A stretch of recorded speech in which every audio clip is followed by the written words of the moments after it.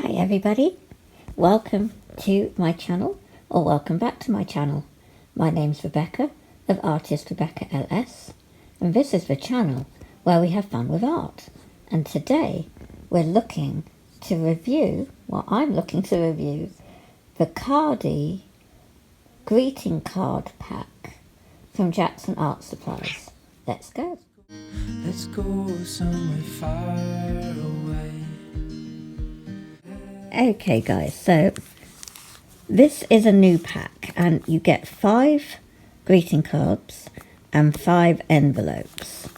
Now Khadi is handmade watercolour paper from India and these are square sized. I have a pack already open. I have 2 left. So the cards are 210 GSM. You have 5 folded cards and 5 envelopes. And this is their website, khadi.com. But like I say, it's good value for me to get mine from Jackson Art Supplies. I have an affiliate link in my description below if you would like to get these. An affiliate link just helps support my channel at no extra cost to you. So Khadi is handmade cotton rag, made, I think this could be a location in India, I'm not sure, and India. It's fair traded 100% cotton and it's acid free for artists.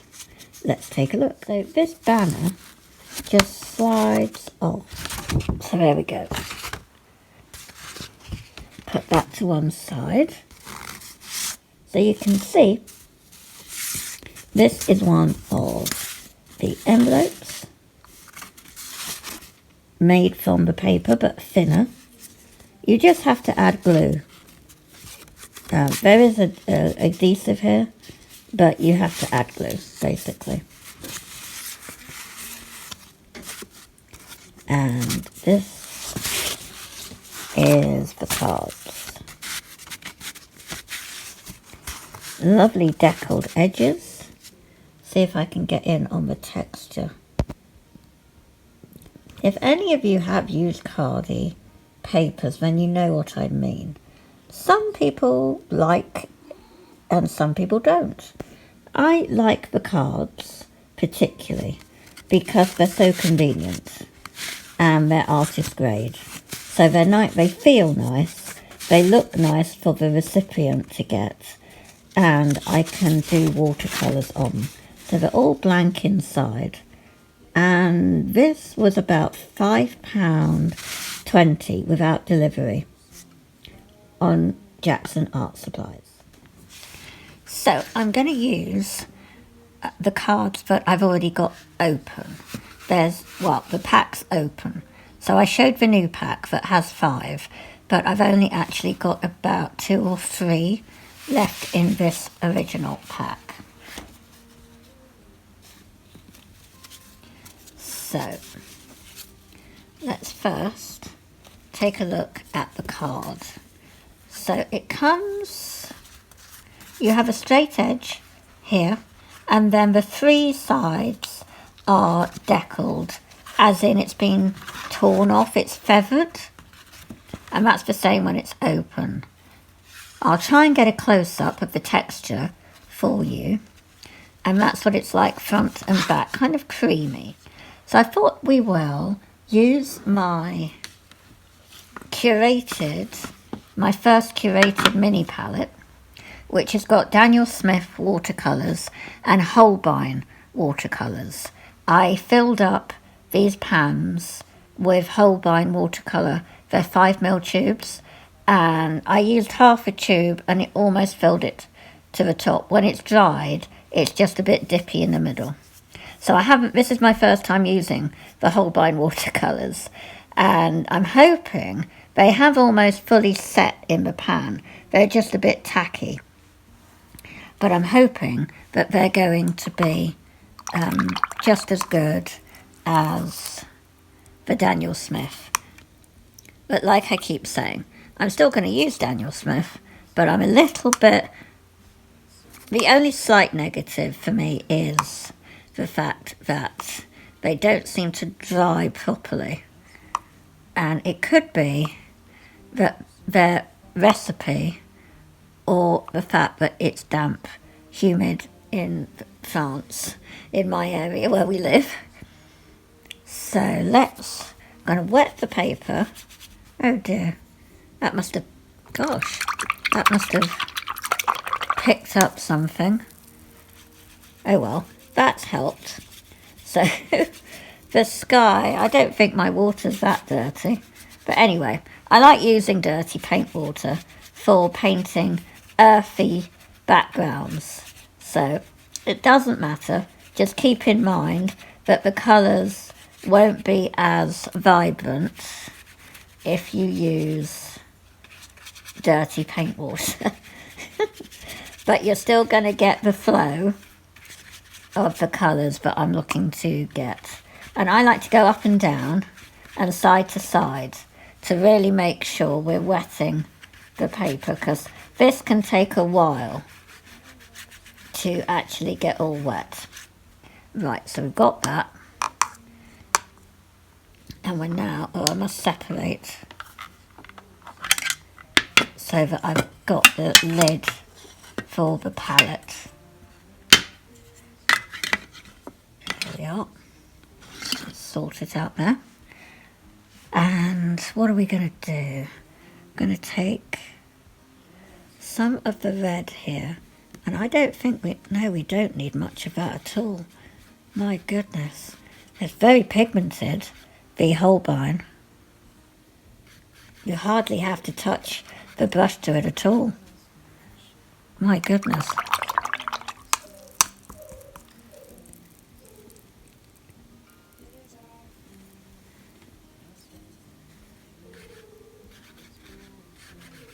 No, I am amazed at these Holbein watercolours.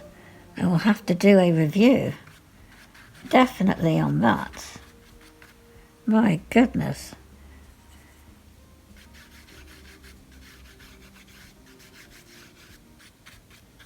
Right, so we'll let that dry.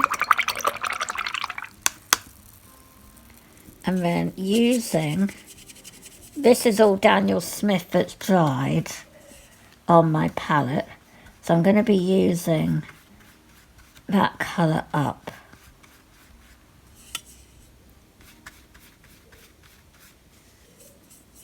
The texture is really nice. It feels like real watercolour paper. I mean, it is real watercolour paper, but when you're used to using, you know, sketchbooks, even watercolour sketchbooks, unless they're etcher or something, quite often they don't have real watercolour paper in. So it's quite a lovely experience when you do get some watercolour paper, and to get them already pre-cut and in a greeting card format, it's not only cost effective, but such a lovely experience for you and the person that receives it. It's also not buckling that much. I don't tape them down. I don't really like using tape, because no matter how much you're careful, it's going to rip at some point, particularly this kind of paper, because of the edges. So I don't like doing that. If you like borders, then, you know, you can actually get painter's tape, which does cost more, but apparently, and it tends to be blue, but apparently it's very good and a safe adhesive. So we're just going to let that dry, and then we'll come back. But I can't get over this Holbein watercolours. It's amazing. Okay, guys, I've just used a heat gun, and look at it. Look how lighter it's dried. I mean, that's so delicate. Watercolours are supposed to be delicate, and I've rarely come across them, but when they are dry, they actually look delicate. These look delicate. I think they could be my new love of watercolours. And it's nice to experiment with different brands, because then you'll know which suits you better. And I think Holbein is going to be it. I already love their gouache, so So I think their watercolours are perfect for me too. Really love that. So now we're going to add in an ocean. So, more dirty paint water, doesn't matter. And we're going to get some of this blue. Golly, look at this blue. It's just beautiful. And I'm just going to go in and then add more of my water. After all, it is an ocean and it is watercolour. And the more water, the better when you are doing watercolour. It helps spread it all out and give it that lovely, lovely look. And then you can add more blue in and different tones and clean the brush. And I'm going to go in and get some neat Daniel Smith and add some of that in, because again it's a different blue. This is cobalt blue, whereas the Holbein is, I think I went for a cerulean. I usually do. If they do cerulean, I'll always go for it, because I like the CMYK watercolour thing, because they create much easier mixes of colours. It's less of a headache, because I'm not into the science of art or, you know, watercolours. I don't really swatch. I don't really care about the pigment numbers. I care about light fastness. That's all I care about. Look at this, how it's drying. Oh, love it. Now we're going to go for the Holbein sepia. I'm going to go over here, start adding in some rocks.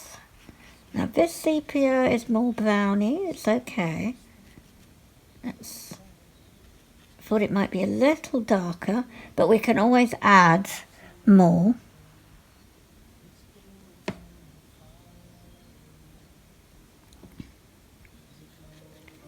I also have the, going to just dab some of the Payne's Grey and put that in while it's all wet. It's so good when it's wet to add in your colours. I'm going to then add some into the ocean to finish off. And clean the brush. Really loving this. And then I'll just get the heat gun again, guys. Okay, that's now dry. You can see it's all a shade lighter. Look at all these lovely tones though. Love that.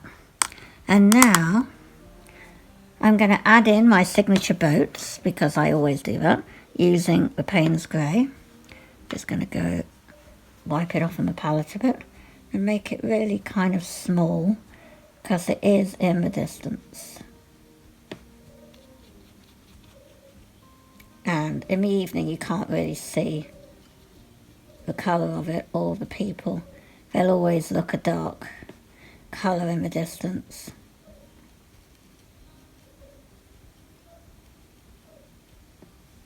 Here we are. I'll just do some lines here.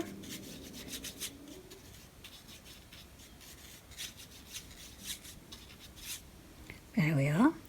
And pick up a little more just to do some birds. And they're literally just these that I do. And it just helps make it look more realistic. Sometimes I'd add a lighthouse, but I'm not going to do that in this one. And I'm going to leave it here, guys. Just going to do a bit of a signature in the corner, just my initials.